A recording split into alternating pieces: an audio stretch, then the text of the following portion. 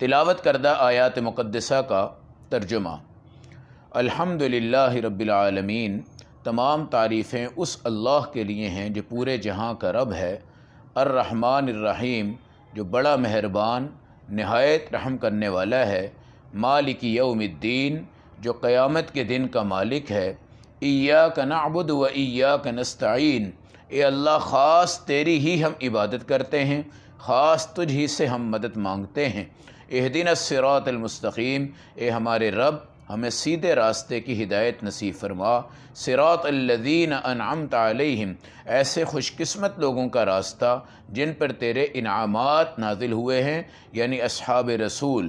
غیر المغضوب علیہم ولا الضالین، اللہ ان کے راستے پہ ہمیں نہ چلائیے جس کے اوپر آپ کا غضب نازل ہوا، اور نہ ہی گمراہ لوگوں کے راستوں پہ اللہ ہمیں چلا۔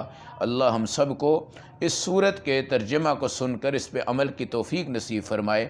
سورۃ الفاتحہ اسلام کی سب سے پہلی سورت ہے، اور قرآن حکیم میں ترتیب کے لحاظ سے سب سے پہلے اللہ نے اس کو نازل فرمایا ہے، اور نزول کے اعتبار سے بے شک سورت اقرا ہے، مگر ترتیب کے اعتبار سے جو سورتوں کی ترتیب نبی پاک صلی اللہ علیہ وسلم نے قائم فرمائی، اس اعتبار سے ابتدائی سورت جو ہے وہ سورۃ الفاتحہ ہے۔ اس سے بڑی اور اس کی کیا عظمت ہو سکتی ہے کہ کوئی بھی نماز سورۃ الفاتحہ کے بغیر آپ کی قبول نہیں ہوتی۔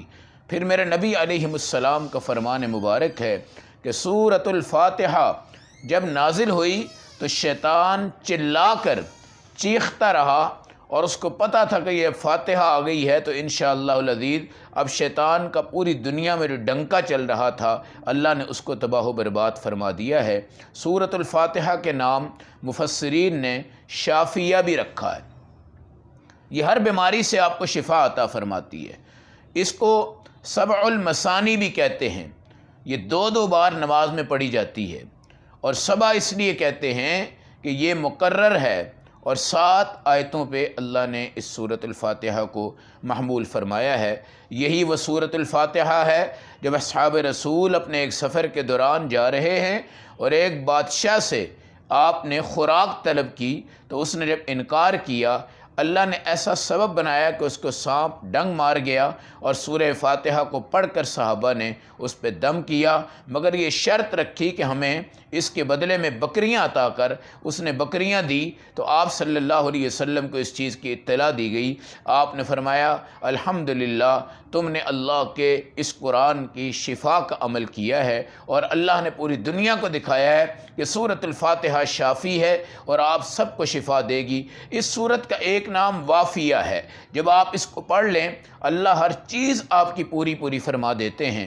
مگر میرے بھائی افسوس یہ ہے کہ سورۃ الفاتحہ سے بھی کتنے مسلمان ہیں جو نمازی نہیں ہیں اور نالاں ہیں، اور کتنی بہنیں ہیں، بیٹیاں ہیں، بچیاں ہیں جنہوں نے MBA MA کر لیا مگر وہ نماز نہیں پڑھتی۔ سورۃ الفاتحہ کی قرات سے بھی وہ کیا ہو جاتی ہیں؟ محروم ہو جاتی ہیں۔ اللہ کی قسم، سورۃ الفاتحہ ہو اور آپ کو شفا نہ ہو، سورۃ الفاتحہ ہو اور آپ اللہ سے جڑے مت، سورۃ الفاتحہ ہو اور اللہ آپ کی تمام تدبیریں جو آپ کر رہے ہیں اللہ ان میں تاثیر پیدا نہ فرمائے۔ اس لیے میری تمام امتوں سے گزارش ہے، اور کائنات کی اس تمام دنیا سے گزارش ہے کہ سورۃ الفاتحہ کو اپنی جسمانی، اپنی روحانی شفا کا ذریعہ بنائیں، اور اس یقین کے ساتھ الٹے پلٹے پیروں فقیروں اور بابوں کے پاس جا کر اپنا ایمان ضائع نہ کریں۔ میرے نبی علیہ السلام نے حضرت قتادہ کی آنکھوں میں جب گری ہوئی آنکھ کو لگایا، آپ نے اس وقت بھی سورۃ الفاتحہ کو پڑھا ہے۔ اللہ رب العزت نے بہت عظیم نعمتوں سے اس سورت کو نوازا ہے۔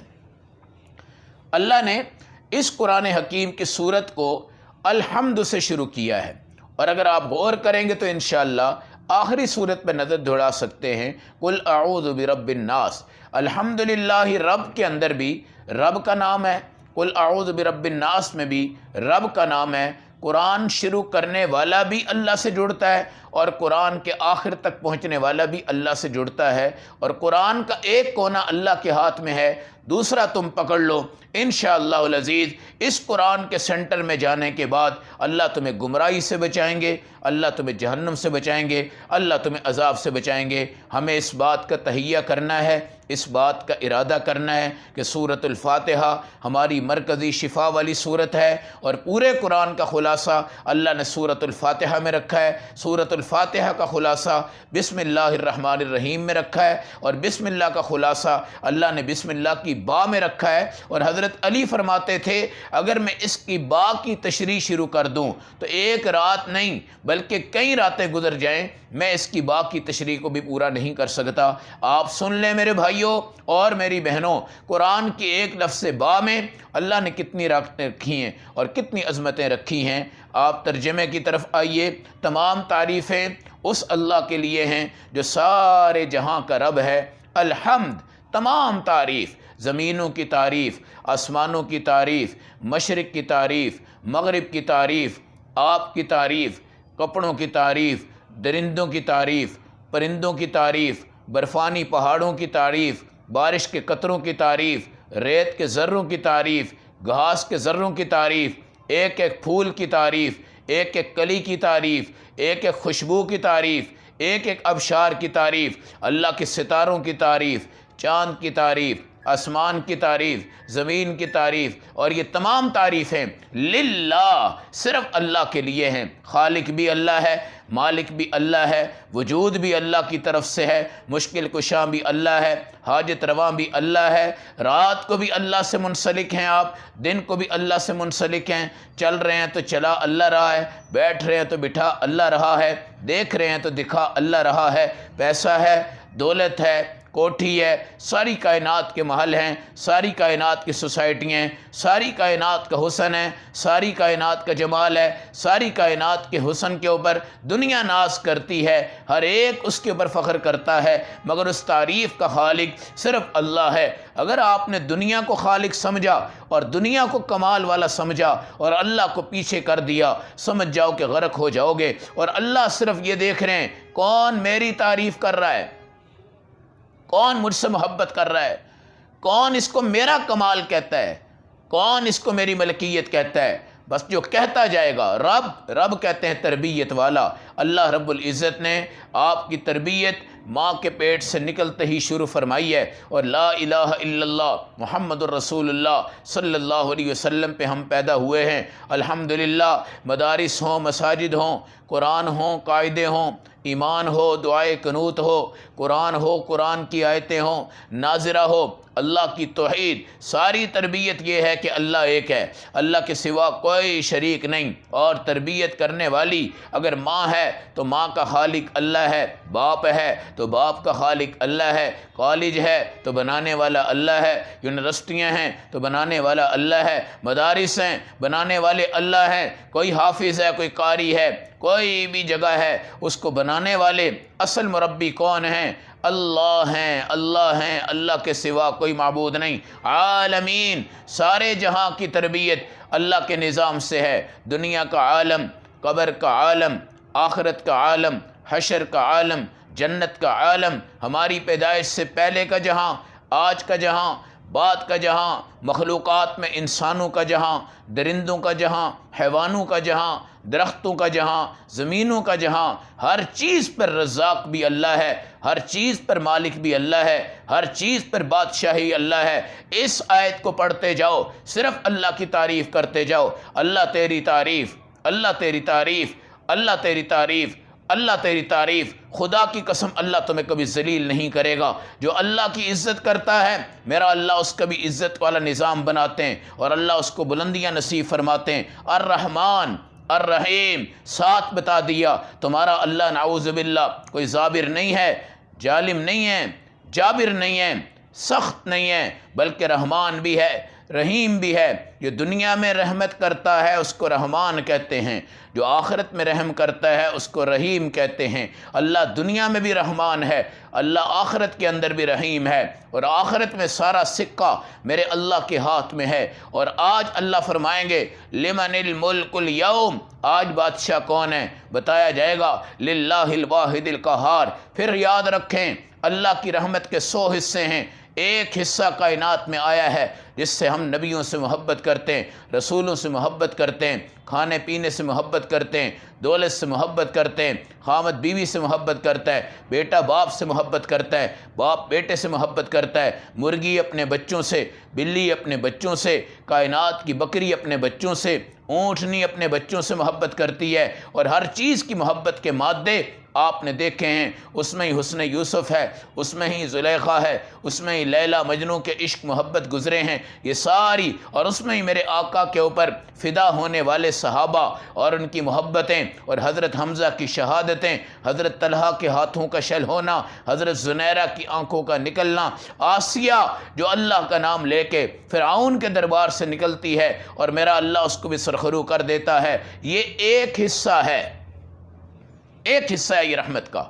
جب اللہ قیامت کے دن آپ پوری دنیا کو وہاں لائیں گے تو 99 حصے ہوں گے جو میرے نبی صلی اللہ علیہ وسلم پر رحمت بن کے اتریں گے، اور حضور پاک سب کی سفارش کریں گے انشاءاللہ العزیز۔ اللہ وہاں پر ہمیں دکھائیں گے کہ رحیم اللہ آج تمہارے اوپر کتنا بڑا رحم فرما رہا ہے، اور 70 ماؤں سے زیادہ اللہ پیار کرتے ہیں۔ مالک یوم الدین، عقیدہ آخرت، ہم نے مرنا ہے، اٹھنا ہے، اور مقام محمود پر ہمارے آقا موجود ہوں گے۔ حشر کے میدان میں اللہ میزان قائم فرمائیں گے، حساب ہوگا، کتاب ہوگا۔ یہ نہ سمجھا کرو کہ مر جائیں گے، گل جائیں گے، یہاں عیاشیاں کر لو۔ اللہ کی قسم، آخرت کا فکر پیدا ہو جانا، موت کا ڈر لگ جانا، قبر کی زندگی سامنے آ جائے، حشر میں ہم اٹھیں گے، پھر ہمارے پاس کتنی نعمتیں ہیں۔ انشاءاللہ حشر میں اٹھو گے، نبی کا دیدار ہوگا، حشر میں اٹھو گے، حوض کوثر سے سراب ہو جاؤ گے، حشر میں اٹھو گے، اللہ کے نبی کی سفارشیں ملیں گی، حشر میں اٹھو گے، جنت میں داخلہ ملے گا، اور جنت میں تمہیں اللہ کا دیدار نصیب ہوگا، حضور صلی اللہ علیہ وسلم کا دیدار ہوگا۔ آپ کے دسترخوان پر انشاءاللہ ہر بندہ کھائے گا، ہر عورت کھائے گی، اور اللہ رب العزت انسانوں کو عبادت کے بل پوتے پر آخرت کی بہترین جزائیں نصیب فرمائیں گے۔ وہاں جا کر تم کہو گے نا ہم نے ایک سجدہ کرنا ہے، اللہ کہیں گے یہاں سجدے کی اجازت نہیں ہے، رکوع کی اجازت نہیں ہے، تلاوت کی اجازت نہیں ہے، یہاں پر تمہاری اجازت ہے۔ ایاک نعبد و ایاک نستعین، ہم صرف اللہ کی عبادت کرتے ہیں، صرف اللہ ہم تجھ سے مدد مانگتے ہیں، بس یہ کہتے جاؤ، دیکھتے جاؤ اللہ کیسی رحمتیں نازل فرماتے ہیں۔ اللہ سے مدد، اللہ سے مدد، اللہ سے مدد، کوئی مشکل کشا نہیں ہے، کوئی حاجت روا نہیں ہے، کوئی تمہاری بگڑی کو نہیں بنا سکتا۔ رات دن 24 گھنٹے تمہارا رزق، تمہارا پانی، تمہاری نگاہیں، تمہارے دماغ، تمہارے جسم، تمہاری تمام چیزوں پر میرے اللہ کی حکومت ہے۔ اللہ صرف یہ سننا چاہتے ہیں کہ تم عبادت میری کرو۔ لا تسجدوا للشمس ولا للقمر، سورج کو سجدہ نہیں کرنا، چاند کو سجدہ نہیں کرنا، اس اللہ کو سجدہ کرو جس نے تمہیں پیدا کیا ہے۔ پیروں فقیروں کے سامنے جا کے سجدہ کرنا، مزاروں پر درباروں پر جا کے سجدہ کرنا، قبروں پہ جا کے سجدہ کرنا میرے اللہ کے ساتھ شرک ہے، اور اللہ بڑی غیرت والے ہیں، کسی کو عذاب نہیں دیتے، مگر مشرک آ جائے تو میرا اللہ کبھی اس کو معاف نہیں فرمائے گا۔ ایاک نعبد و ایاک نستعین، مدد اللہ سے مانگو، عبادت اللہ کی کرو۔ ابراہیم علیہ السلام کی والدہ نے کہا تھا نمرود کے دربار سے آٹا لاؤ، مگر نمرود نے کہا تم مجھے خدا بناؤ گے تو آٹا دوں گا۔ آپ نے کہا نہیں، تو میرا اللہ نہیں ہے۔ اس نے کہا آٹا بھی نہیں دیتا، خالی تھیلا آپ لے کر آئے، گھر میں والدہ کو ریت بھر کے دے دی، اور کہا کہ نمرود مجھے کہتا ہے مجھے خدا مانو۔ ریت جس وقت والدہ نے کھولی تو اللہ نے قدرتی طور پہ اس کو آٹا بنایا، اور اس آٹے سے والدہ نے روٹیاں بنائی، اور دنیا کو بتایا ابراہیم تو نے اس شرک کے میدان میں کہا ہے نا تیرا اللہ ایک ہے اور وحدہ لا شریک ہے، اور تو نمرود سے مدد نہیں مانگنے آیا، اللہ سے مدد مانگنے آیا ہے۔ اللہ نے تیری لائی ہوئی ریت کو بھی آٹا بنا دیا ہے، اور تجھے اللہ نے کھلا دیا ہے اور پلا دیا ہے۔ یہ ہوتا ہے اللہ کو ایک ماننے کا انعام۔ آج ذلیل ہو رہے ہیں بندے، مہنگائی بھی ہے، طوفان بھی ہے، معاشی مسائل ہیں، ہر ادھر ٹھوکریں ہو رہی ہیں، اور در بدر بندہ ذلیل ہو رہا ہے، خوار ہو رہا ہے، غیروں کو سجدے کر رہا ہے، غیروں سے حاجتیں مانگ رہا ہے۔ میرا اللہ غیرت مند ہے۔ ایسے بندے ذلیل ہو جاتے ہیں، خوار ہو جاتے ہیں، مگر پھر بھی اللہ دھوپ سب کو دیتا ہے، سورج سب کو دے رہا ہے، چاند سب کو دے رہا ہے، یہ آسمان کی چھت سب کو مل رہی ہے۔ اور یہودیوں عیسائیوں کے گھروں میں اللہ نے تمام نعمتیں ان کو بھی نصیب فرمائی ہیں، لیکن پھر بھی ہماری غیرت کا تقاضا ہے اللہ وحدہ لا شریک ہے، اللہ کے سوا کوئی خالق نہیں، مالک نہیں۔ اگلی آیت میں اللہ فرماتے ہیں اہدنا الصراط المستقیم، اللہ تو ہمیں سیدھا راستہ دکھا دے۔ سیدھا راستہ کیا ہوتا ہے؟ جس میں کوئی کانٹا نہ ہو، جس میں کوئی موڑ نہ ہو، جس میں کوئی گمراہی نہ ہو، جو سیدھا آپ کو جنت میں لے کے چلا جائے، جس میں نبی کی گستاخی نہ ہو، صحابی کی گستاخی نہ ہو، کائنات میں اللہ کے ساتھ کوئی شریک ہم نہ ٹھہرا سکیں، خالص اللہ کی عبادت، نبی کی اطاعت اور صحابہ کی عظمت اور مخلوقات کی خدمت، یہ ہے۔ دیکھیں ہدایت طلب کریں، اور روزانہ آپ طلب کر سکتے ہیں۔ کب؟ جب آپ 5 ٹائم کی نماز پڑھیں اور اہدنا الصراط المستقیم پڑھیں۔ ابو طالب میرے نبی کے چچا ہیں، آپ نے بھر توڑ کوشش کی کہ ابو طالب اسلام لے آئیں، مگر کبھی انہوں نے اللہ سے ہدایت نہیں مانگی، جس کی وجہ سے اللہ نے ہدایت نہیں دی اور کفر پر ان کا انتقال ہو گیا، اور میرے نبی کے آنسو بہتے رہے۔ آپ نے کہا کاش کہ میرے چچا میرے کان میں کلمہ پڑھ لیتے، میں اللہ سے ضد کر کے ان کو چھڑا لیتا اور ان کو جنت میں داخل کر لیتا۔ میرے بھائیو، ہدایت مانگنے سے آتی ہے۔ ہدایت مانگو، ایک دم اللہ تمہیں ہدایت دے گا۔ رات کو آؤ تو ہدایت ملے گی، دن کو آؤ تو ہدایت ملے گی، جوانی میں ہو، بڑھاپے میں ہو، گناہوں میں ڈوب چکے ہو، کوئی بات نہیں، آ جاؤ اللہ کے دربار میں، ہدایت مانگ لو، سیدھے راستے کی ہدایت مانگو۔ سیدھا راستہ ہے کن کا؟ انعمت علیہم، جن پہ خدا نے کیا کیا ہے؟ انعام۔ یہ انبیاء ہیں، صدیق ہیں، شہداء ہیں اور تمام نیک لوگ ہیں۔ یہ ہیں صحابہ کرام۔ صحابہ کا راستہ دیکھو، صحابہ روشنی کا مینار ہیں، صحابہ زمین کا فخر ہیں، صحابہ آسمانوں کا فخر ہیں، صحابہ نبی کے نقال ہیں، صحابہ نبی کے دیدار والے ہیں، صحابہ نبی کے جسم سے جسم لگانے والے ہیں۔ صحابہ کو اللہ نے دنیا میں مقام یہ دیا ہے، آخرت میں مقام یہ دیا ہے کہ رضی اللہ عنہم ورضوا عنہ۔ اللہ کی قسم، صحابہ کے بارے میں جب تک آپ اپنا ایمان پختہ نہیں کرو گے، 1 سے لے کے 1.25 لاکھ صحابہ ہمارے مرکز ہیں، ہمارے مینار ہیں، ہمارے چراغ ہیں، ہمارا ایمان ہے۔ صحابی کے بغیر آپ ایمان جہاں تلاش کرو گے وہاں گمراہ ہو جاؤ گے، تباہ ہو جاؤ گے۔ ان کے امام ابو بکر صدیق ہیں، اور آخر صحابی طفیل دوسی رضی اللہ تعالیٰ عنہ ہیں۔ یہ تمام صحابہ جنہوں نے نبی سے سیکھا، نبی کو دیکھا، نبی کے ساتھ بیٹھ کے کھایا، نبی کے شاگرد بنے، نبی کے پیچھے نمازیں پڑھی، نبی کے ہاتھ پہ بیعت کی، نبی کے ہاتھ پہ کلمہ پڑھا، یہ ہیں انعام۔ انعام آج انعام کیا ہے؟ روٹی بڑھ جائے، گاڑی بڑھ جائے، کوٹھی بڑھ جائے، سوسائٹی میں آ جاؤں، بڑی جگہ پہ چلا جاؤں، اور کیا کہتے ہیں؟ ھذا من فضل ربی، میرے اللہ نے میرے پر بڑا فضل کر دیا ہے۔ یہ فضل نہیں ہے۔ اگر تم اللہ کے ساتھ ایک خدا کو مان کر چلے اور نبی پاک کو آخری نبی مان کر چلے اور صحابہ کی عزت و عظمتوں کے تاج ساتھ لے کے چلتے رہے، اب تم کہو کہ ہم انعام یافتہ ہیں۔ اور خدا کی قسم، اگر یہ صفات تمہارے اندر نہ ہوئی، اللہ کے ہاں ہم خنزیروں سے بھی بدتر ہو جائیں گے، اور یہ انعام نہیں ہے بلکہ اللہ کا عذاب آئے گا۔ پھر یہ دعا بھی کر دی غیر المغضوب علیہم ولا الضالین، یا اللہ ان کا راستہ ہمیں نہ دکھانا جن پہ تیرا غضب اترا ہے۔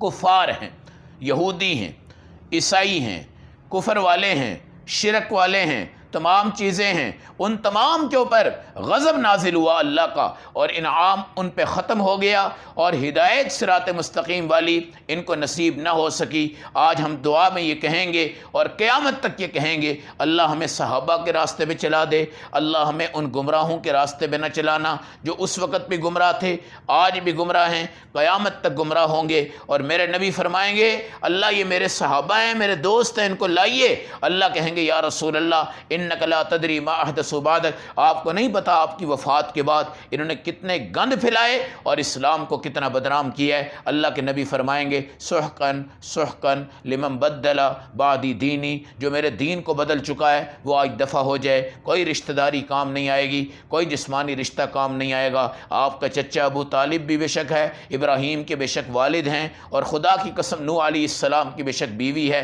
سارے کے سارے جہنم میں جا رہے ہیں۔ اور نبی کے چچا بچہ ہونے کے باوجود بھی جسمانی رشتہ کام نہیں آتا، روحانی رشتہ کام آتا ہے۔ سورۃ الفاتحہ ہمیں اللہ نے پڑھنے کی، آپ کو سننے کی توفیق بھی عطا فرمائی، اس کے ترجمے سے آپ منور ہوئے، تفسیر سے آپ منور ہوئے۔ یہ بڑی عظیم صورت ہے، اس کا تلفظ اچھا کرو، الفاظ ٹھیک کرو، اور اس کے اوپر عقائد اپنے بنیادی بناؤ کہ ساری کائنات میں مالک کل کون ہے؟ اللہ۔ آخرت میں مالک جہاں اور مالک کل کون ہے؟ اللہ۔ اور دنیا کے بعد تمام چیزوں کے اندر آخرت میں بھی نظام کس کا ہے؟ اللہ کا ہے۔ اور نبی کریم صلی اللہ علیہ وسلم کے امتی ہیں، اور ہمارے اوپر اللہ نے یہ سورۃ فاتحہ اتاری ہے۔